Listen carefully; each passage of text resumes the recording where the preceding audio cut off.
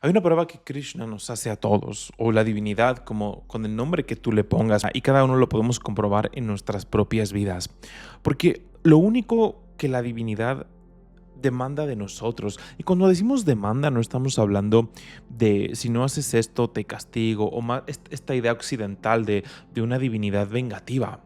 Ultimadamente, elegir a la divinidad o que la divinidad pida esto de nosotros está en nuestro propio beneficio, porque la contraparte ahorita la vamos a ver. Aparece muy seductiva, aparece placentera, confortante, pero en realidad nos conduce al sufrimiento.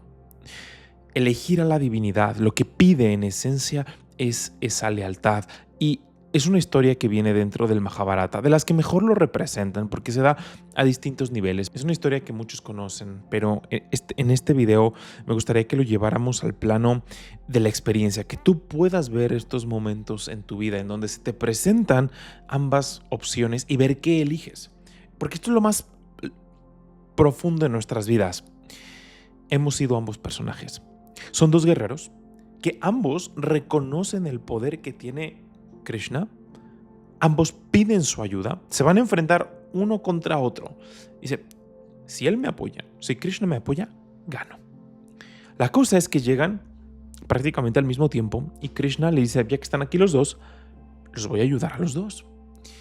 Y les da a elegir, de un lado tengo mi ejército, que esto es muy simbólico, y del otro lado, pues voy a estar yo. Yo puedo estar ahí como consejeros. ¿A quién eliges? Nosotros hemos sido, a lo largo de esta vida y probablemente de muchas vidas anteriores, hemos representado el papel de ambos guerreros.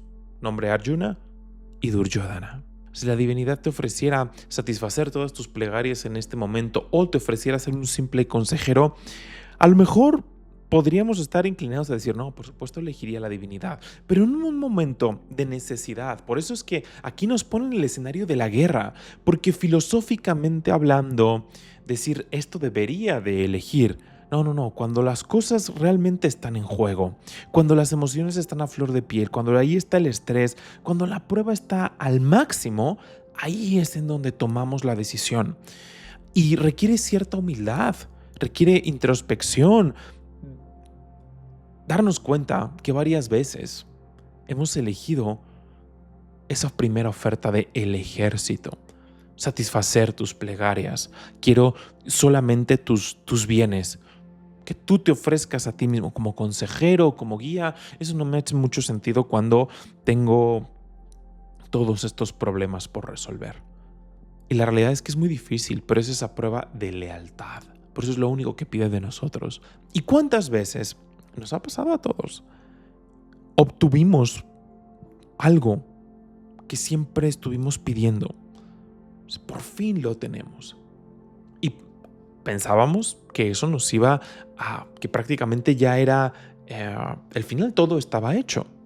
La vida te ha enseñado, nos ha enseñado a todos, que hemos visto muchas de nuestras plegarias hacerse una realidad, ya sea fruto del trabajo, fruto de la combinación de esfuerzos. En el camino espiritual siempre le damos o intentamos dar el crédito a la divinidad, pero muchas de nuestras plegarias han sido realidad. Sin embargo, ¿cómo estamos a día de hoy? No estamos libres de insatisfacción, no estamos libres de miedos, no estamos libres de conflictos, pero caímos en ese estado ilusorio y probablemente lo vayamos a seguir haciendo. No está mal, la cosa es aprender de esos estados para ir poco a poco sutilmente despertando de ellos. Pero te das cuenta que no cumple su promesa al ejército. Algo falta. Siempre nos enfrentamos a la misma disyuntiva. Todo viene de la divinidad. Es ese momento que está reflejado en la decisión de Duryodhana y de Arjuna. Todo viene de la divinidad. Es esa misma vitalidad, esa energía para sostenernos, para satisfacer nuestros sentidos.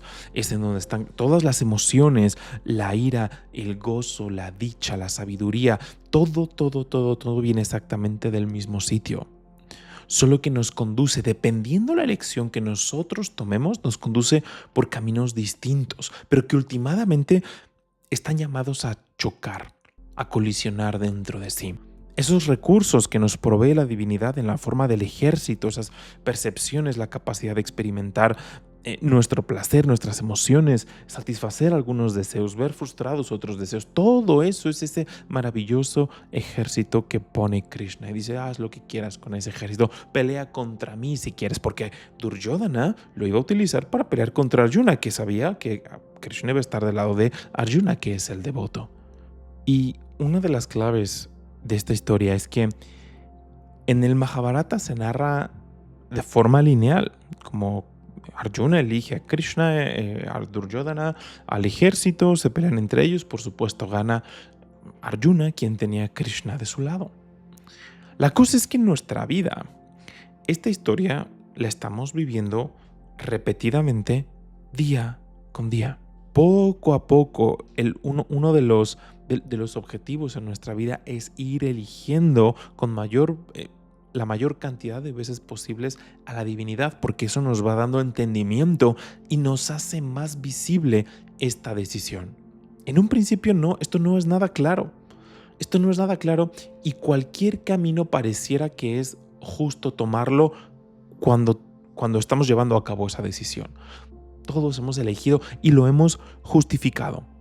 El Mahabharata no nos dice, siéntete mal por eso y te has equivocado 250,000 veces y por eso estás como estás. No, eso es volver a elegir el ejército, porque también tiene ese comportamiento flagelante. No, cuando eliges a la divinidad es independientemente del pasado y de las elecciones que tuvimos. Por ende es que hay entendimiento, que hay aprendizaje. Ahí es en donde hay crecimiento. Pero también el crecimiento es cuando eliges el otro lado, darte cuenta por qué lo elegimos, cuál fue la causa y cuál era la forma que teníamos de ver el mundo en ese momento.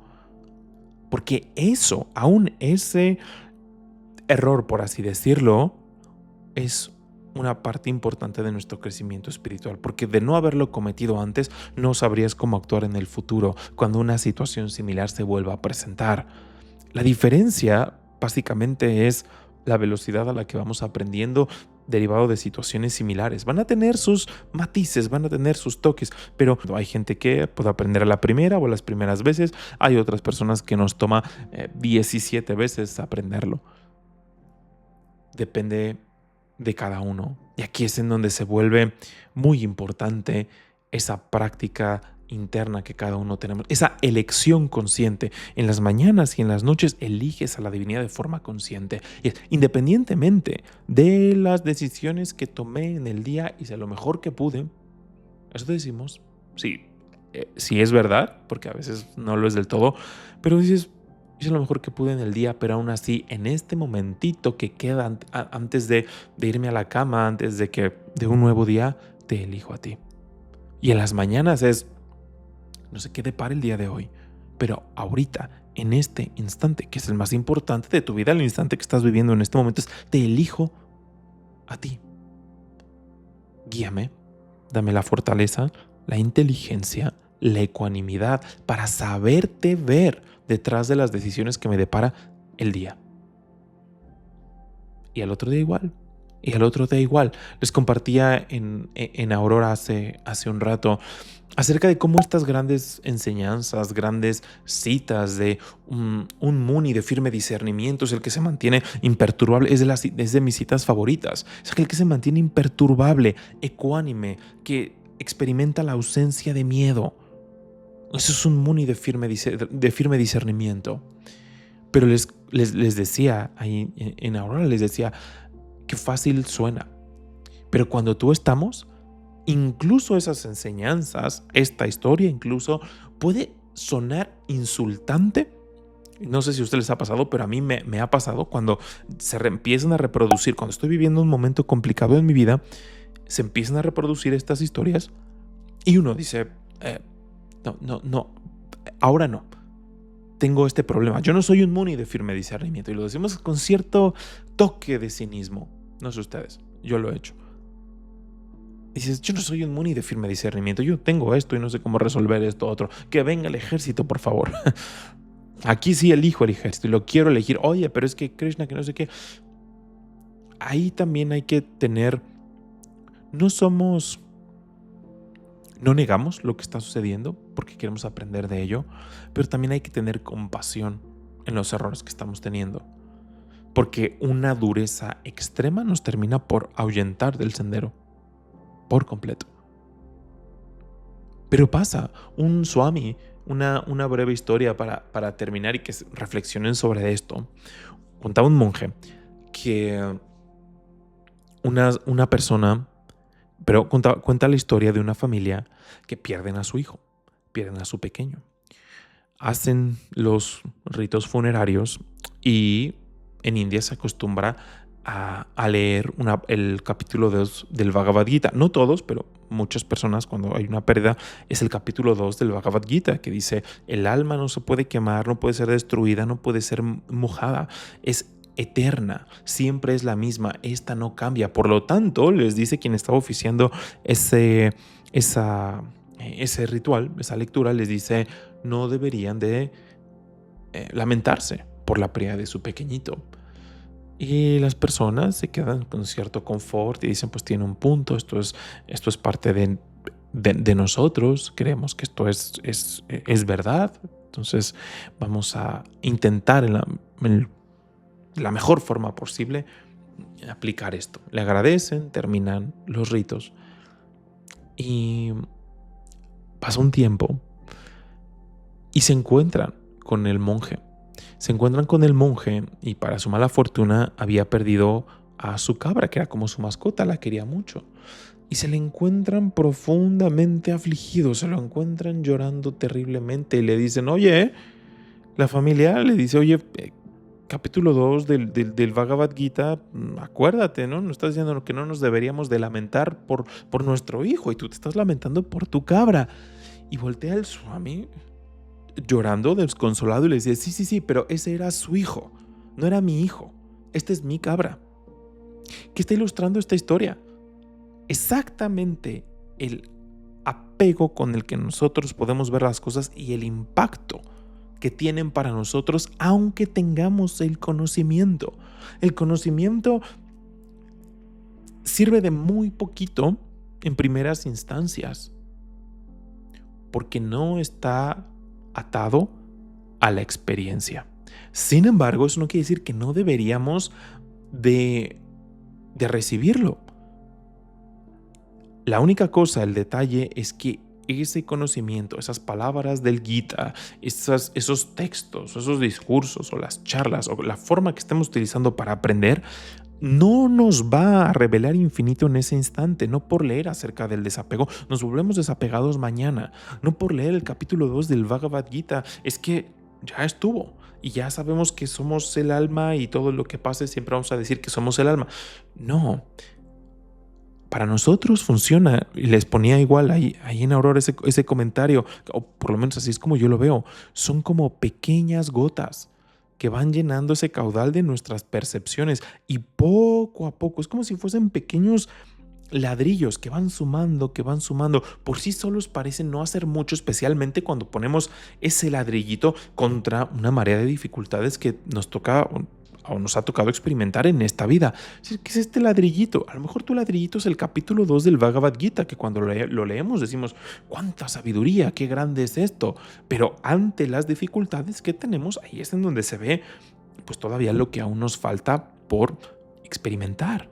La cosa es que vamos de ladrillito en ladrillo, de gotita en gotita, se va llenando y poco a poco, si no nos rendimos en el camino, si no permitimos que solo se quede conocimiento ahí en la mente, te das cuenta que tu carácter se va transformando.